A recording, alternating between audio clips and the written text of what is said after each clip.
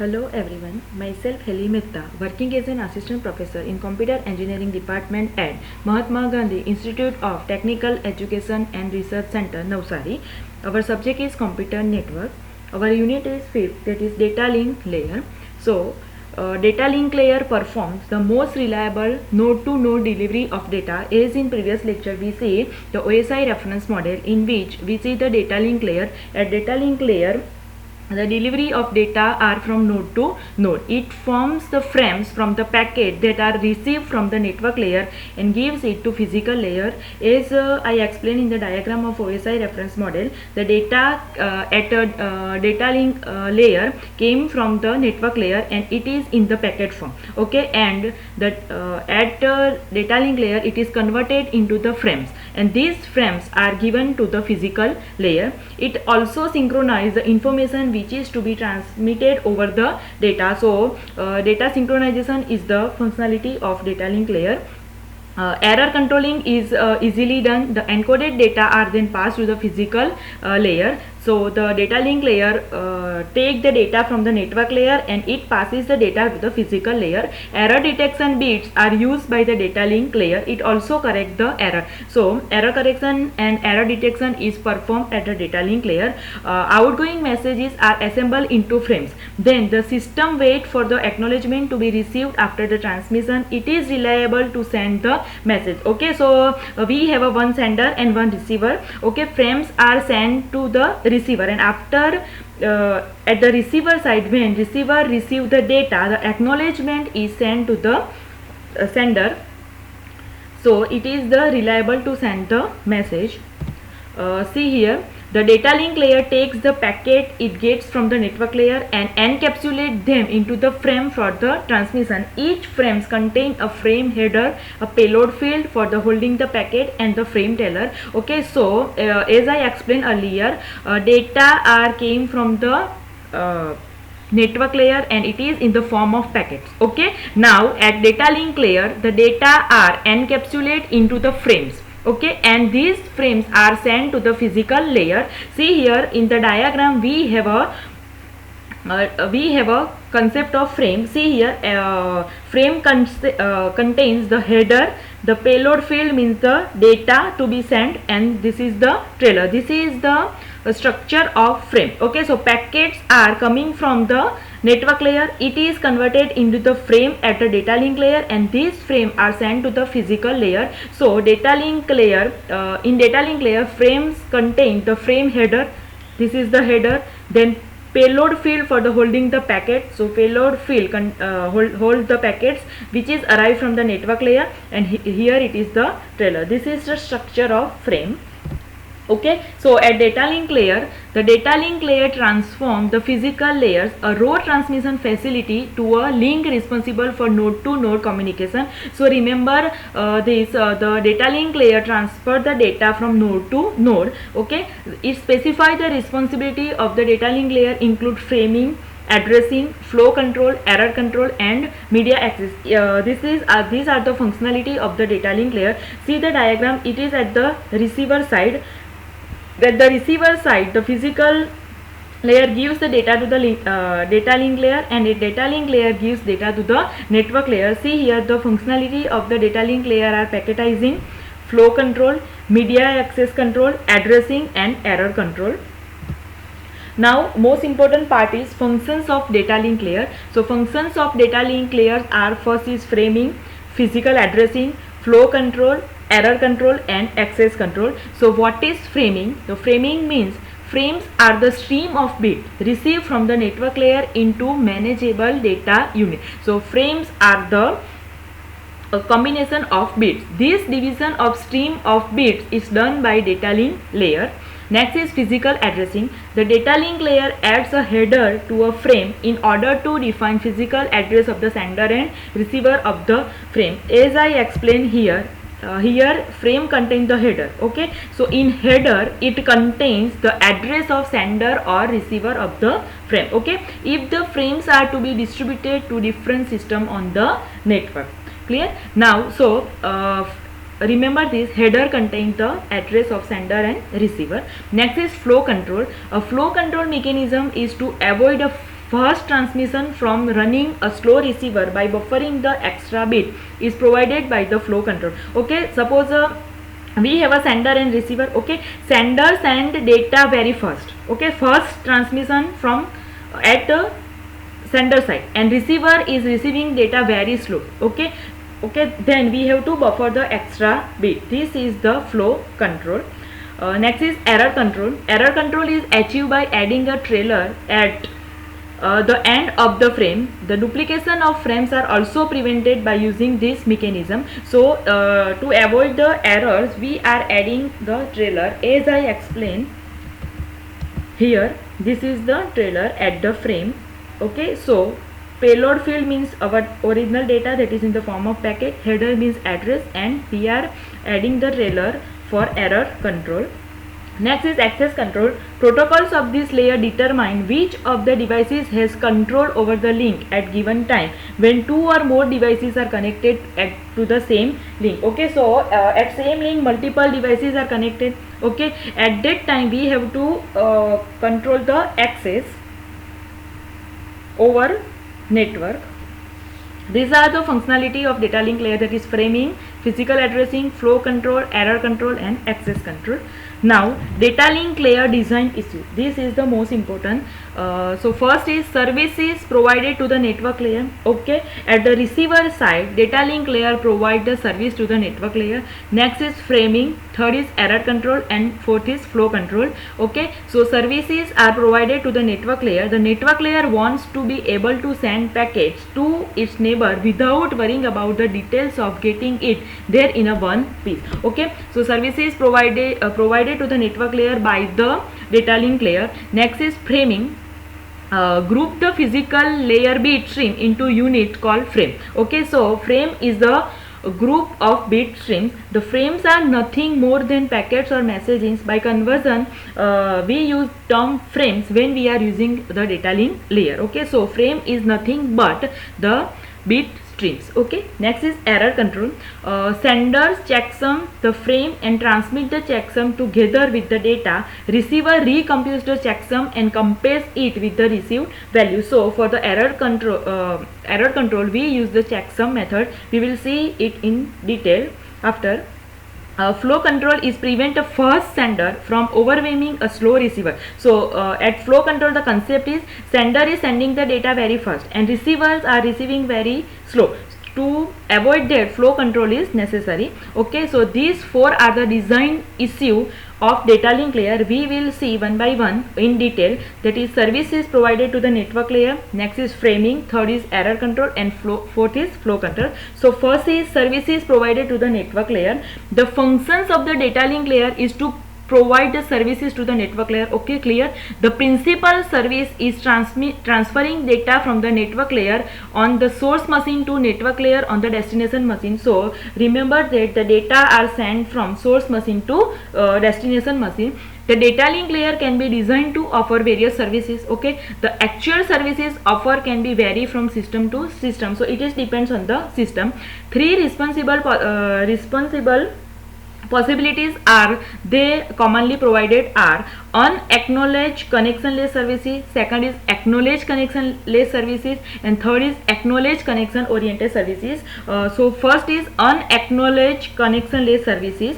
So unacknowledged connectionless services consist of having the source machine send independent frame to the destination machine without having the destination machine acknowledge them. So actually we have a source machine and destination machine. Okay, so source machine is sending data to the destination machine. Okay, so when destination machine receive the data successfully, it will not send any acknowledgement to source machine. Okay, so here what is performing, the source machine sending the data to destination machine and destination machine receive the data only. Okay, no logical connection is established or released. There is no connection because it is connectionless service. Okay, so no connection is established between source and destination and no connection is released between source and destination. If a frame is lost due to noise on the line, no attempt is made to detect the loss or recover from it in the data link layer because destination will never send the acknowledgement to source. Okay, so if the frame is lost in between, the receiver source will never know about this. Okay, this class of service is appropriate when the error rate is very low. Okay, so that recovery is left to higher level. It is also appropriate for real-time traffic such as voice, in which the late data are worse than bad data. Okay, most LANs use unacknowledged connection-less services in the data link layer. So as name suggests, unacknowledged means destination machine never send acknowledge to source machine. Okay, and connectionless means no logical connection is established between source and destination. So in this method, if that frame is lost, then source machine will never know about this. Destination machine is not receive the data successfully. This is known as unacknowledged connectionless services. Second is acknowledged connectionless services. So as name suggests, acknowledge means receiver will send the acknowledgement to source machine. So here also we have a source machine and destination machine. Okay, when this services is offered, there are still no logical connection, because it is also again connectionless services. Okay, use, but each frame send is individual acknowledgement. Okay, in this way the sender knows whether a frame has arrived correctly or not. If the frame has not arrived correctly in the particular time period, the sender send these frames again. Okay, these services is useful over unreliable channels such as wireless systems. Okay, so in acknowledged connectionless services, no connection is established. Okay, and sender is sending data to destination. If destination get the data successfully, it gives positive acknowledgement to sender, and if the data but in particular time period the destination machine will not give acknowledgement to sender machine, then sender will send the frame again. Okay, adding acknowledgement in the data link layer other than in the network layer is just an optimization and not a requirement. If individual frames are acknowledged and retransmitted, entire packet gets through much faster. Okay, so this is better than unacknowledgement because destination machine is sent acknowledgement to sending machine. So sending machine easily get to know that the data is successfully sent, and if data is not successfully sent, then it can be sent it again. So frame is sent again. This is known as acknowledged connectionless services. Now next is acknowledged connection oriented services. So now as name suggests, acknowledgement is given by the destination machine, and now it is connection oriented. So connection is established between source and destination. Okay, so here the source and destination machine establish a connection before any data are transferred. Okay, so before transmitting data we have to make the connections. Each frame sent over the connection is numbered, and the data link layer guarantee that each frame sent is indeed received. Okay, so frames are number 1 to 3 up to n. Okay, so we can get that data is sent successfully.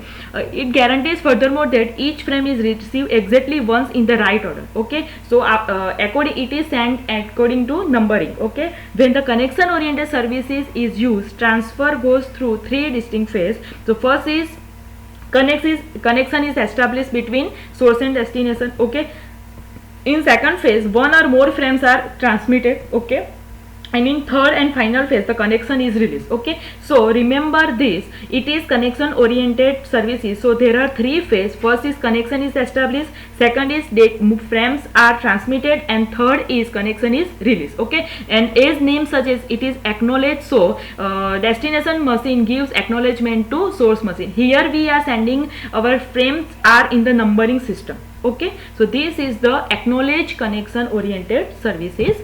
Second design issue is framing. Okay, so framing in the data link layer separates a message from one source to destination or from other message to other destination by adding a sender address or destination address. So in framing our first part is header. So header contains the source address and destination address. Okay, we can use the word sender and receiver, or we can use sender and destination, or we can use source and destination, all are same. Okay, to service the network layer, data link layer uses the service provided to it by the physical layer. Okay, so data link layer gives the services to network layer, and this data came from the physical layer at the receiver side. Okay, remember this, physical layer accept the raw bit stream and deliver it to the destination. Okay, this bit stream may contain error. This is the point. Okay, data link layer breaks the stream into discrete frames and compute the checksum for each frame at a destination, and the checksum is recomputed to avoid the errors. Okay, so checksum is the method to avoid the error. We will see with example in next lecture. The breaking of the bit stream by inserting space or time gap is called framing. Okay, the data link layer translates the physical layer's raw bit stream into a message is called the frame. So at the receiver side, data came from the physical layer and that are in the form of bit. Okay, at data link layer it is converted into the framing, and these data are sent to the network layer. So data link layer provides service to the network layer at the receiver side. This is the concept of framing. Now see here, types of frame. Framing is the data link layer functions whereby the packet from the network layer are encapsulated into the frame at the sender side. Okay, the frames can be of fixed size and variable size. As name suggests, in the fixed size framing there is no need for defining the boundaries of the frame. The size of the frames is the fixed, and in the variable length framing the size of the each frame to be transmitted may be different. Okay, so a pattern of the bit is used as a delimiter to mark the end of the one frame and the beginning of the next frame. Here in the fixed size framing the size of the frame is fixed. Okay, now in the variable length framing the size of the frame is not fixed, so we are using a pattern. We are using a pattern to recognize the end of the frame and beginning of the next frame. There are two methods of variable length framing, that is character oriented framing and second is bit oriented framing. Now first is character oriented framing. In character oriented framing, data is transmitted as a sequence of bytes. Okay, so bytes are transmitted from sender to receiver from an 8-bit encoding system like ASCII. The parts of the frame in the character oriented framing are see in the diagram, we have a flag, header, this is our original data, this is our trailer, and this is the flag. So we are adding the flag to recognize the starting of the frame and the ending of the frame. So this is the frame header, payload field, trailer and flags. Okay, now first is frame header. Okay, as I explained earlier, frame header contains the source address and destination address. It contains the source and the destination address of the frame in the form of byte. So header contains the source and destination address. Next is payload field. It contains the message to be delivered. It is the variable sequence of the data byte. So this is our original data message. Okay, next is trailer. It contains the byte for error detection and error correction. So trailer contains the bytes for error correction and error detection. And next is flag. The flags are the frame delimiters signaling the start and end of the frames. It is of 1 byte. Okay, flag is of 1 byte denoting a protocol dependent special character. So we are adding the flag to identify the starting and ending of the frame. This is the structure of character oriented framing. Now in character oriented framing, the protocols are suited for the transmission of text only. Okay, the flag is chosen as a character that is not used for the text encoding. Okay, now we have to select the flag. Okay, the flag is chosen as a characters. We are using some character as a flag and it is not used in the text encoding. Okay, so if the protocols is used for transmitting multimedia message like graph, audio and video, there are chances that the pattern of the flag byte is present in the message byte. Okay, we are using characters. Okay, some characters are used as a flag. Okay, and it is required that characters are not used in the text, that is our data. Okay, sometimes it is happen that our flag byte is present in the message byte. We will see using examples. In order that the receiver does not consider the pattern as the end of the frame. So what happen? Flag is used as a identify the starting and ending of the frames. Okay, so if our frame character flag, sorry, if our flag characters are present in our message, then what will happen? Destination identified that this is the end of the frame, and actually it is wrong. Okay, because we have a this is our message. Okay, but our flag characters are present in the message, and it is identified that this is the end of the frame, but actually it is incorrect. Okay, so in order that the receiver does not consider the pattern as the end of the frame, byte stuffing mechanism is used. To overcome this problem, byte stuffing mechanism is used. A special byte called escape character, ESC, okay, is stuffed before every byte in the message with the same pattern is a flag byte. Okay, so we are using escape character as a flag. If the escape sequence is found in the message byte, then another escape byte is stuffed before it. A problem with character oriented framing is that it adds too much overhead on the messages, thus increases the total size of the frame. See in the diagram, this is our sending machine and this is our receiving machine. Okay, now this is our data, this is our flag, and we add escape characters. Now in the data link frame, this is our flag. Okay, this is our header. Okay, this is our flag, and this is our data. Okay, so we use escape as a flag. Okay, so we are using escape over here and we are using escape over here, but now we have a escape in our data also. So it is the misconcept that destination will identify that this is the end of frame, but actually this is the end of flag. So we are adding one extra byte escape over here. Okay, so at the receiver side we get this data. Okay, and the receiver side the data after and this remove the both escape and we get our original messages. Okay, this method is known as a byte stuffing. See here, this is our original data. Okay, we are using escape as a flag, so before that we are adding escape over here. Now what happened here, escape is present as a data. Okay, so misconception is used. Okay, so before that we use another escape. Okay, now at the receiver side these both escape characters are removed and we get our original data. This is the concept of byte stuffing. Next is bit oriented. In bit oriented framing, data is transmitted as a sequence of bits that can be interpreted in the upper layer both as text as well as multimedia data. Byte stuffing is only used for text and bit oriented method is used for all multimedia data. The parts of the frame in the bit oriented framing are frame header, payload field, trailer and flags. Okay, see the diagram. In bit oriented framing we have a header, we have a data, we have a trailer and we have a flag. Okay, now frame headers as usual it contain the source and destination address. Payload data means our message to be delivered to destination. Trailer means it contains the error detection and error correction bit, same as a byte oriented. Now flag. Flags are a bit pattern that acts as a frame delimiter signaling the start and end of the frame. So flags are always used for the identify the start and end of the frames. Now in bit oriented we are using 8-bit data as a flag. In this comprises of 6 or more consecutive ones. Most protocols are use 8-bit pattern 0 1 1 1 1 1 1 0 as a flag. So it is compulsory we have to use 0 1 1 1 1 1 1 0 as our flag. Okay, so 6 1 and 0 and 0, this is our pattern we are using as a flag. Now in bit oriented protocols are suited for transmitting any sequence of bits, any combination of 0 1 0 1. So there are chances that the pattern of the flag bit is present in the message, same as byte stuffing. We have a pattern.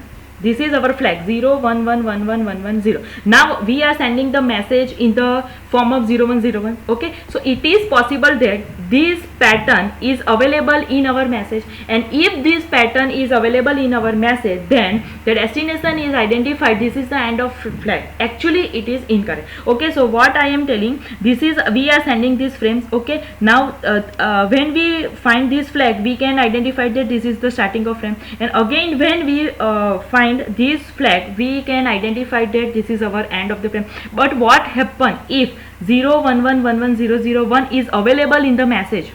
If it is available in the message, then we can find that end of the frame over here, and actually it is incorrect. Okay, to avoid this problem, whenever a 0 bit is followed by 5 consecutive ones, see here, if we have a 5 consecutive ones, 0 bit is followed by 5 consecutive ones in the message, an extra 0 bit is stuffed at the end of the 5 ones. Okay, to continue our pattern, we are using, if 0 bit is followed by 5 consecutive ones, then we are adding one extra bit 0 as a bit stuffing.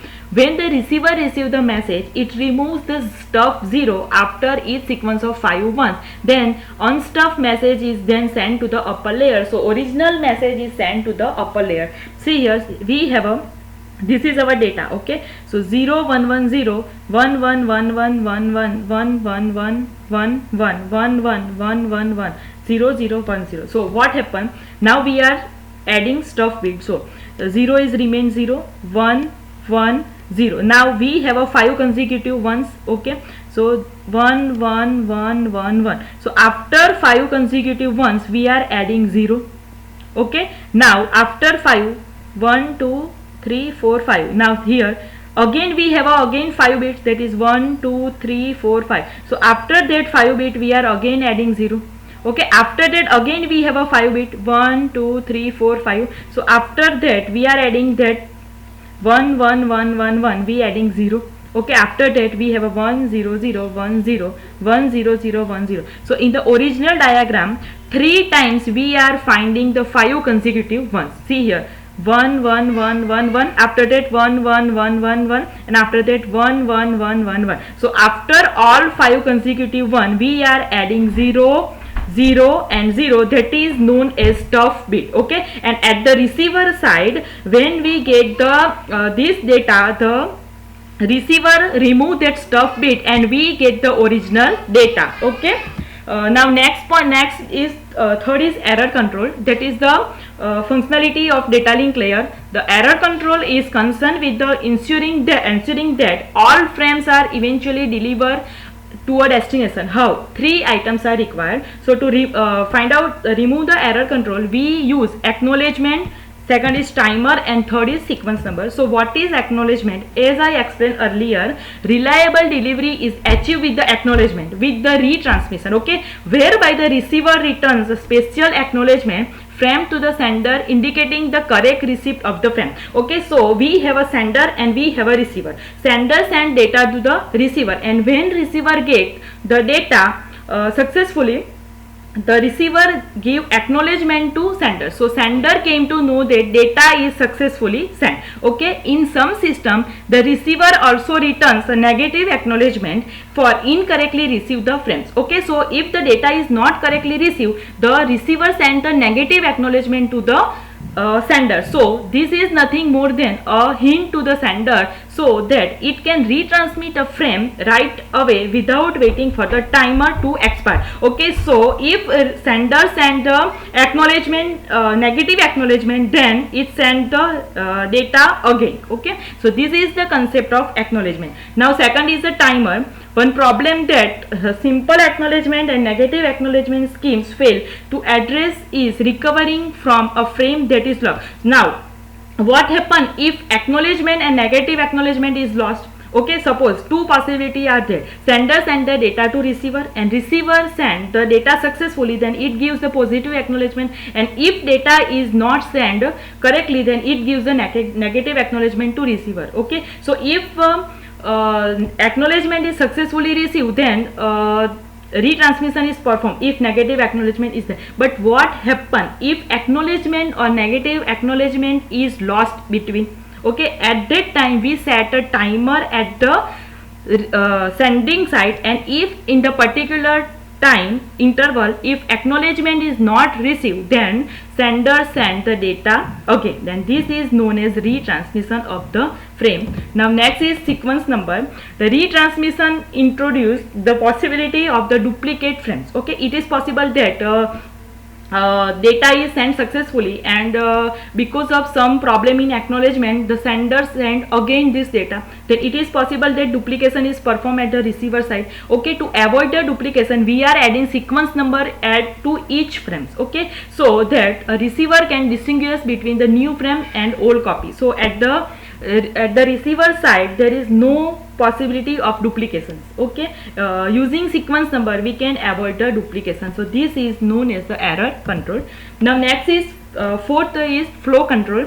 When sender is running on the first machine or lightly loaded machine and receiver is on the slow or heavily loaded machine, then the transmitter will transmit frames faster than receiver can accept. Okay, so it is possible that sender is very fast and receiver are receive data very slow. Okay, even if transmission is error free at a certain point, the receiver will simply not able to handle the frames as they are arrive very fast and the receiver is received very slow. Okay, to prevent this, flow control is used.